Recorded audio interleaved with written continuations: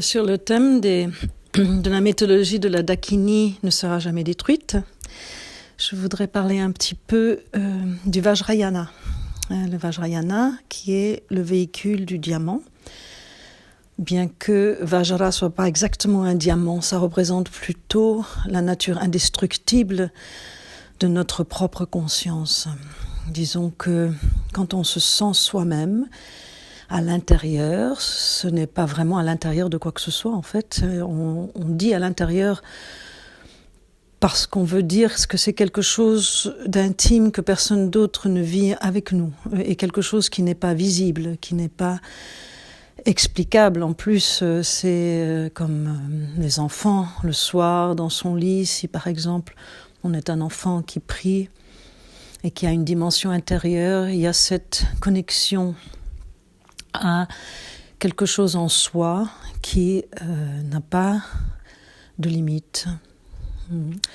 Et en fait, enfant, c'est peut-être juste simplement plus accessible parce que éventuellement, on a une enfance qui laisse encore un peu de place à cet espace et peut-être qu'adulte, on a pris toute la place avec autre chose.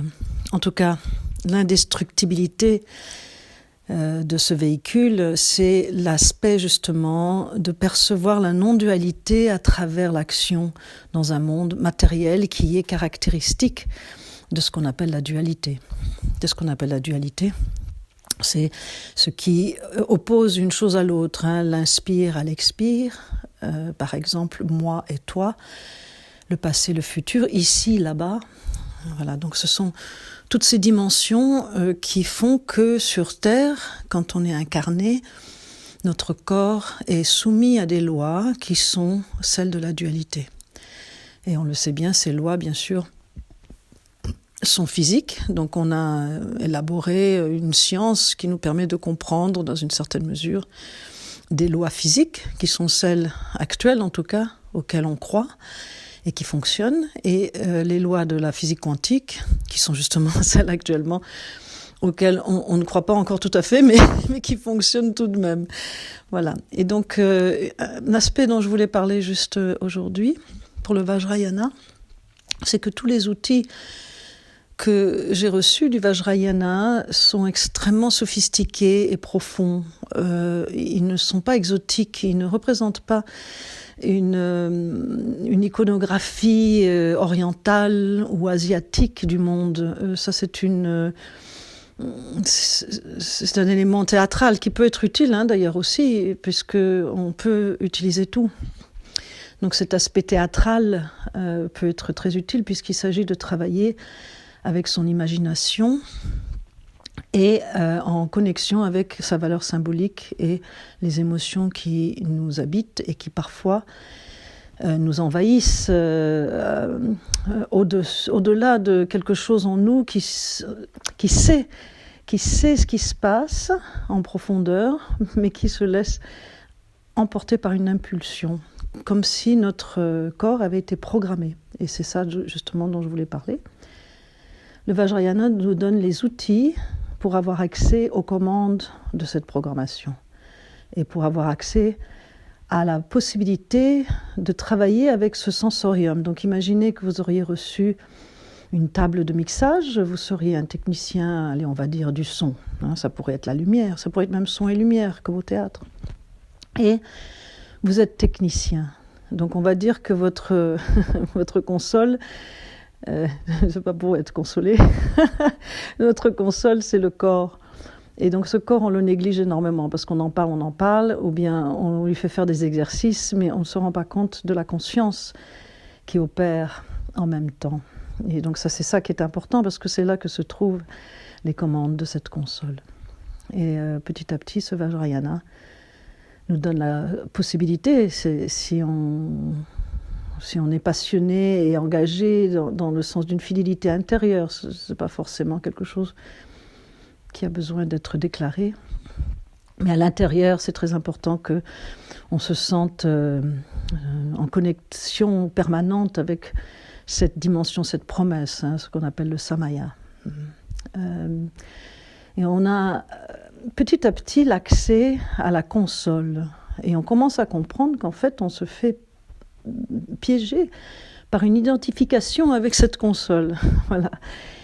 Alors le Vajrayana nous donne la possibilité de travailler de façon ludique d'ailleurs, même si parfois ce théâtre devient un drame parce qu'on y croit.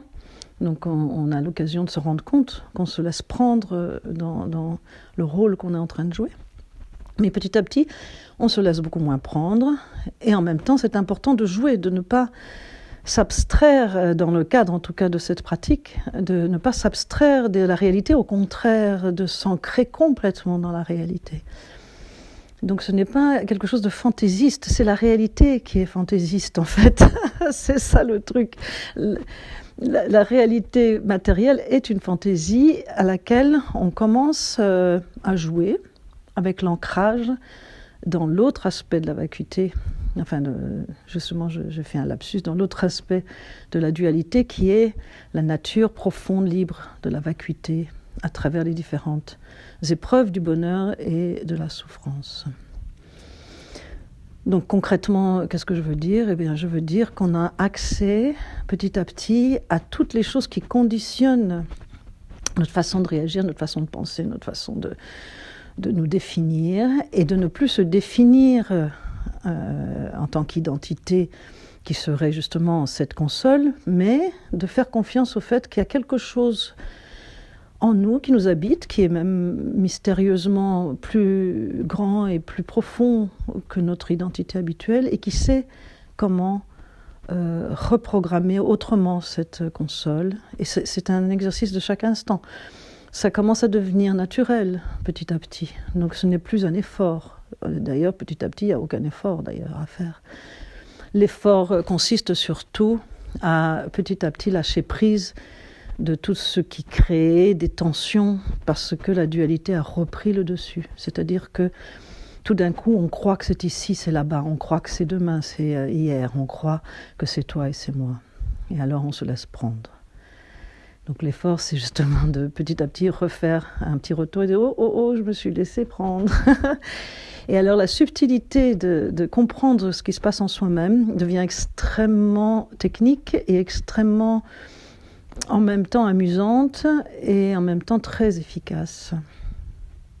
Voilà, donc on pourra continuer à parler de ça, parce que ensuite ça se concrétise, par exemple, dans le domaine artistique d'une façon extraordinaire, grâce à l'utilisation de symboles, ou grâce à l'utilisation de la spontanéité, qui devient comme une première pensée, qui sert à élaborer une création, et que cette création non seulement parle de quelque chose, mais nous dit quelque chose. On écoute ce qu'on est en train de produire. Voilà, je vous salue et c'était le 23 décembre 2019.